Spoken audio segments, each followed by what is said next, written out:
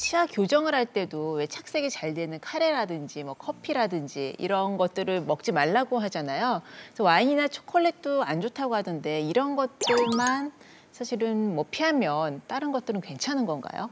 네. 스케일링 후에도 이런 카레, 커피, 콜라 이런 것들은 다들 알아서 피하십니다. 그런데 여러분들이 상상하지도 못했던 음식들 중에 치아 착색을 부르는 음식이 있습니다. 뭡니까? 바로 김치찌개, 수박, 포도.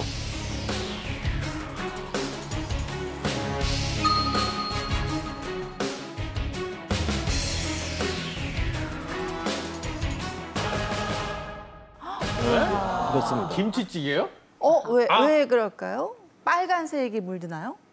야, 자 박성윤 원장님, 여기에 관한 연구 자료가 있습니까? 예, 그 관련 연구가 있는데요. 그 경희대 대학원 치의학과 논문에서 이제 보면은 잠깐만요.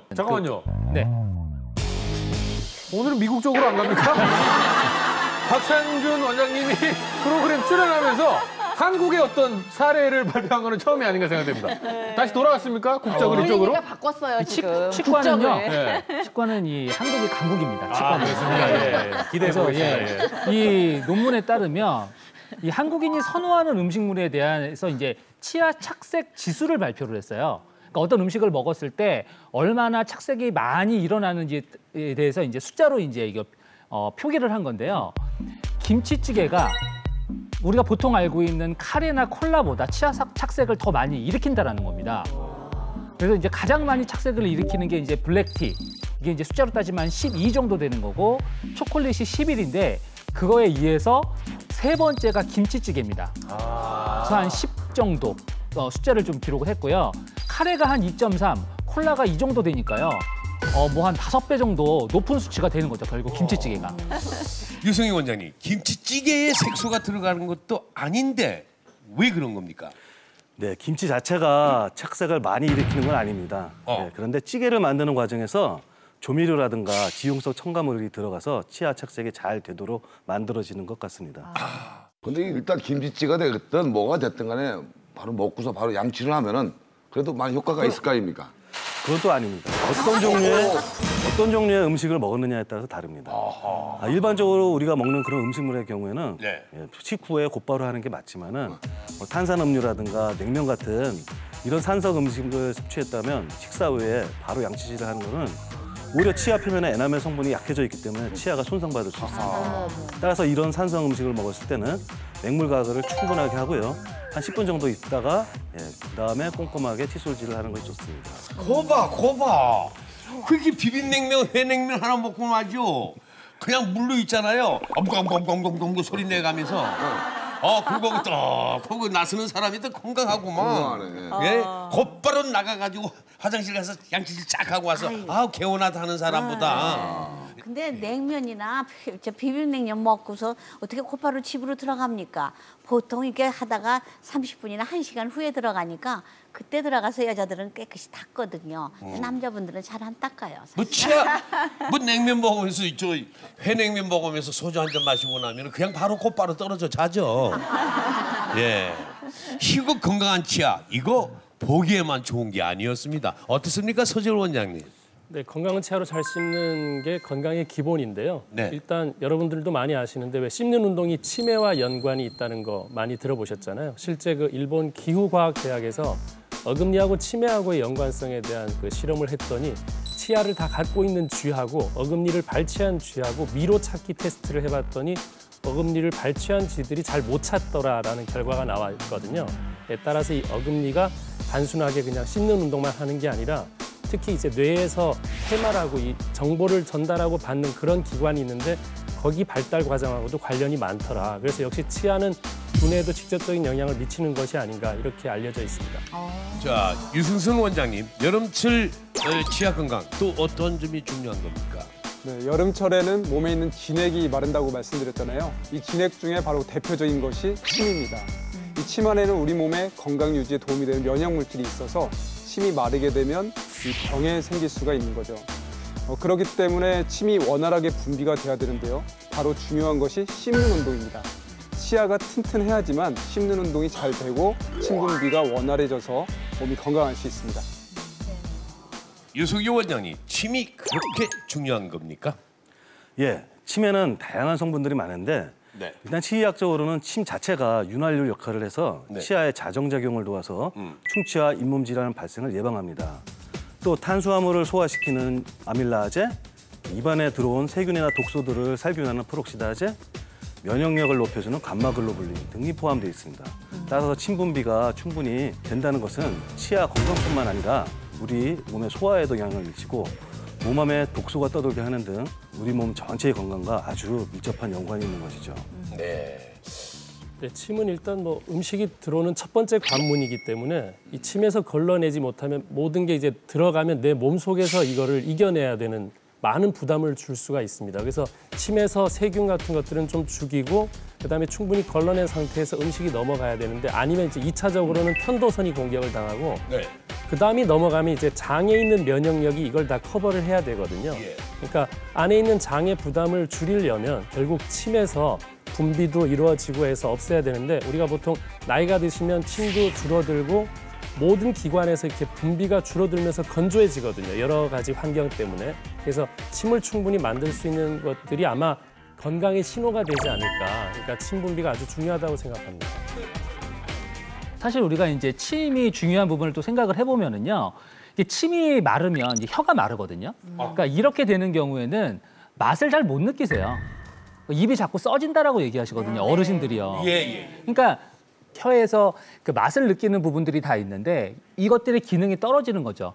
원래 이것들은 이제 이 맛을 느끼는 부분들은 촉촉해야 자기의 기능을 제대로 하게 되는 거거든요.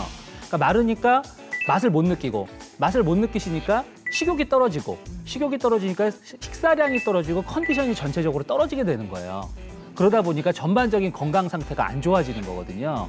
우리가 뭐 음식을 잘 못 먹는데 건강해질 수가 없잖아요. 마찬가지입니다. 그래서 이 구강의 건조증을 예방하고 입속을 촉촉하게 유지하는 게 결국 음식의 맛을 느끼고 제대로 된 음식을 드실 수 있고 결국 건강해지는 지름길이라고 할 수 있는 거죠. 예. 자, 여름철 구강 건조증을 예방할 수 있는 방법엔 뭐가 있을까요? 일단은 물을 좀 자주 마시는 게 좋고요. 물요.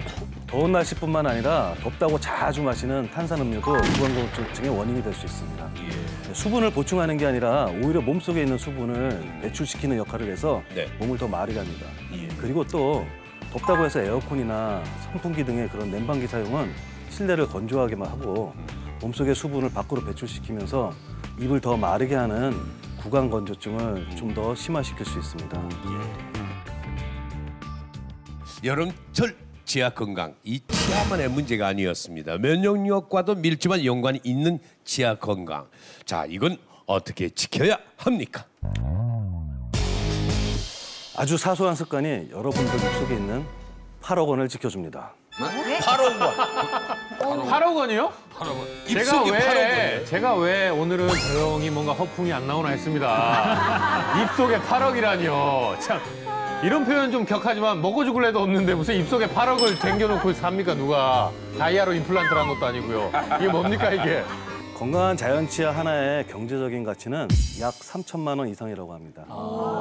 우리는 사랑니를 빼고 28개의 건강한 자연 치아를 누구나 다 가지고 태어났기 때문에 곱하기 28, 약 8억 4천만 원어치의 소중한 보석을 입속에 가지고 있는 셈입니다. 이 입속에 8억 원 이상의 그 보석을 어떻게 관리하느냐는 바로 올바르고 꼼꼼한 칫솔질에서부터 시작되는 것입니다. 네.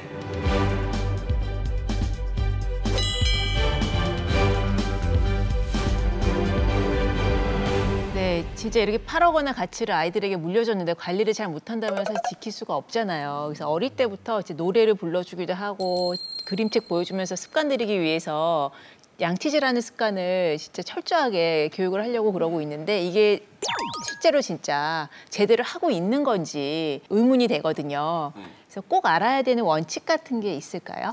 허참 씨는 칫솔을 어떻게 쥐십니까? 뭐 우리 평소에 그냥 이렇게 합니다. 이렇게 물 틀어놓고요. 쭉 짠 다음에 물에다 갖다 대고.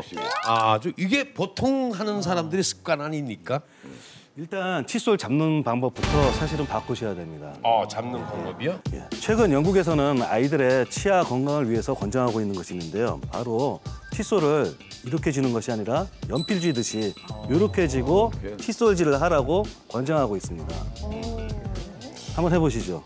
좀 힘이 안 들어가는데요? 힘이 안 받치는데 이거. 네. 네, 맞습니다. 힘이 안 들어가는 것이 좋은 겁니다. 힘이 안 들어. 중요한 것은 그 약한 힘으로 아주 꼼꼼하게 구석구석 닦는 것이 중요하기 때문에 이렇게 연필 잡듯이 칫솔질을 하면 치아에 손상이 없고 잇몸을 다치지 않게 칫솔질을 할 수 있습니다. 근데 어머님들이 정확하게 자세를 알고 계셔야 될 것 같아요. 자녀들이 초등학생 자녀들이 학교에서 배워가지고 거울 보고 이렇게 닦고 있으면 야 닦기 싫으면 닦지 마 하고 등짝 딱 때릴 것 같은데 이게 좋은 거라고요. 야 아버지 하는 거 못 봤냐? 그리고 그 소리 나는 것까지. 맞아, 막 구토 같은 거 막 하면서. 네. 사소하지만 중요한 양치질 방법.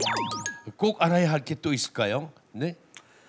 네, 아주 사소한 건데 많은 분들이 또 네. 잘못하고 있는 습관이 또 있습니다. 아까도 말씀하셨지만 일단 칫솔에 물을 묻히고 치약을 짠 다음에 다시 또 물을 넣고 그다음에 칫솔질을 하지 않습니까? 네. 예, 근데 사실은 이게 잘못된 방법입니다. 왜냐하면은 칫솔에 물을 묻히고 치약을 짜서 곧바로 칫솔을 하게 되면 칫솔질 초반부터 치약에 계면활성제 성분이 활성화돼서 너무 빠른 시간에 입안 가득 거품이 하나 가득 됩니다. 네, 그렇게 되죠. 불과 30초밖에 칫솔질을 하지 않았음에도 불구하고 나는 굉장히 개운하게 칫솔질 잘했구나 라는 착각을 일으키기 때문에 한마디로 대충 칫솔질을 하게 되는 거죠. 치과대학 그 교과서에도 나오는 방법은 칫솔에다가는 물을 묻히지 말고 치약을 짜되 치약도 이 칫솔 뭉치 끝까지 눌러서 짜야 됩니다. 그런 다음에 칫솔질을 하라고 권장하고 있습니다. 보통은 쭉 짜서 그냥 겉에만 이렇게 얹어놓고 왜 하잖아요. 그것도 역시 그 계면활성제 성분이 너무 빨리 활성화가 되기 때문에 좋지 않은 거죠. 눌러 짜기. 아니 그러면 이게 눌러 짜는 게 좋은 거면 진짜 치약 광고하는 분들부터 뭔가 국민 건강을 위해서 바꿔야 될 것 같아요. 거기 너무 예쁘게 위에다가 뿅 이렇게 짜잖아요. 그래서 이게 그게 정석인 줄 알잖아요. 많이 우리가. 소비가 돼야 이제 그쪽 분들도 이제 먹고 살 수 있으니까.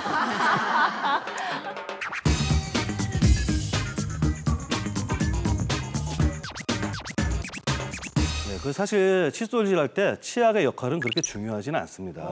전 세계적으로 치약의 그 소비량이 제일 많은 나라가 사실은 대한민국입니다. 그만큼 우리는 칫솔질을 할 때 치약에만 의존해서 칫솔질을 하지 사실은 더 중요한 거는 얼마나 기계적으로 이 칫솔모가 치아의 구석구석까지 잘 닿느냐가 중요한 거거든요. 네.